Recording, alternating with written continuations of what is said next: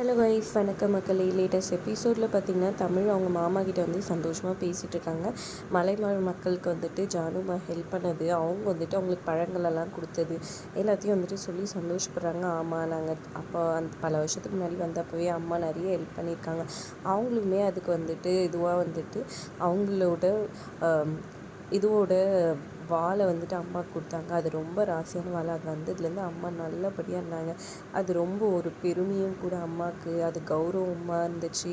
அது வந்துட்டு ரொம்ப முக்கியமான வாழை அப்படி இப்படின்னு சொல்லிட்டு அவர் சொல்லிட்டு இருக்காரு. அதை கேட்டு தமிழ் ரொம்ப சந்தோஷப்பட்டிருக்காங்க. நாளைக்கு அங்கே சாமி கும்பிட போகிறாங்க, அங்கே போக போகிறாங்கன்னு சொல்கிறாங்க. அப்புறம் அங்கே சாமி கும்பிட்டா வந்துட்டு அருள் வரும், அருள் வந்துட்டு சொல்லும் அப்படின்ற மாதிரி சொல்கிறாரு. அதுக்கப்புறம் எல்லோரும் சாமி கும்பிட்றதுக்கு அங்கே போயிருக்காங்க. அங்கே போன இடத்துல வந்துட்டு சாமி வந்துட்டு அங்கே ஐயருக்கு வந்துட்டு வருது.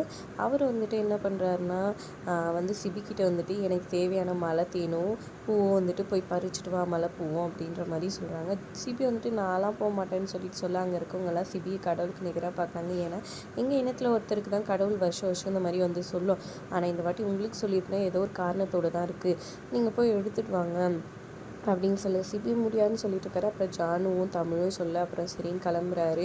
கேடியும் சேதுவையும் கூப்பிட்டுக்கிட்டு நானும் வரேன்னு சொல்லிட்டு தமிழ் கூடவே போகிறாங்க. அப்போ வந்துட்டு நீ எதுக்கு வந்துட்டுருக்க, அங்கே தான் ஜானு எதிர்க்க நடிச்சு, இங்கேயும் நடிக்க தேவையில்ல, போ அப்படிக்கா தூரம் அப்படின்னு சொல்லிட்டு வம்பு பண்ணி பேசிகிட்டு இருக்கிறாரு. இதனால தமிழ் ஒரு பக்கமும் சிபி ஒரு பக்கமும் போயிடுறாங்க.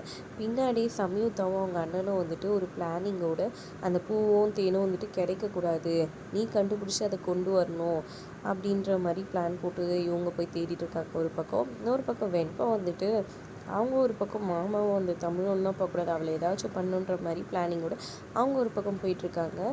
இங்கே சமயத்தவும் அவங்க அண்ணனும் பூ வச்சுக்கிட்டு ஃபோனில் வச்சுக்கிட்டு அதை வச்சு தேடிட்டு இருக்காங்க, இந்த பூவா இந்த பூவான்னு சொல்லிட்டு. அதே மாதிரி சிபியும் சேதுவும் வந்துட்டு கேடியும் வந்துட்டு ஒரு பக்கம் தேடிட்டு இருக்காங்க. சிபியுமே ஒரு பக்கம் தேடிட்டு இருக்கிறாரு. இப்படி மாறி மாறி தேடி அலைஞ்சிட்டு இருக்காங்க. அப்போ திடீர்னு தமிழ் வந்துட்டு ஒரு புதக்குழிக்கிட்ட போகிறாங்க. அந்த இடத்துல போகும்போது யாரோ ஒருத்தர் பிடிச்சி அவங்கள அந்த புதக்குழிக்குள்ளே தள்ளி விட்டுறாங்க. அவங்க அதுக்குள்ளே சிக்கிட்டு சிபி சார்னு கத்திட்டு இருக்காங்க.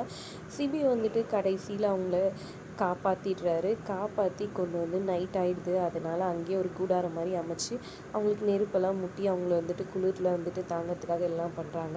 அப்போ வந்துட்டு எனக்கு ரொம்ப பசிக்குதுன்னு தமிழ் சொல்ல தமிழுக்காக வந்துட்டு அங்கே இருக்க மக்காச்சோளம் இங்கே வந்து எடுத்துகிட்டு வந்து அதை சுட்டு கொடுக்குறாரு சிபி. அதை சாப்பிட்றாங்க. அப்புறம் தமிழ் வந்துட்டு உங்களுக்கு எப்போவுமே எந்த இடத்துலையுமே வந்துட்டு என் மேலே காதல் வந்ததே இல்லையா, ஒரு செகண்ட் கூட, ஒரு நிமிஷம் கூடன்னு சொல்லி கேட்க, அதுக்கு வந்துட்டு சிபியை வந்துட்டு அப்படியே கொஞ்சம் நேரம் தமிழையே பார்க்குறாரு. காதல் வந்துடுச்சுன்றது தான் அதுக்கான அர்த்தன்றது லேட்டராக தமிழும் புரிஞ்சுப்பாங்கன்னு தான் தோணுது. நீங்கள் என்ன நினைக்கிறீங்கன்னு மறக்காமல் கமெண்ட் பண்ணுங்கள். வீடியோ பிடிச்சிருந்தா லைக் பண்ணிக்கோங்க. தேங்க்ஸ் ஃபார் வாட்சிங்.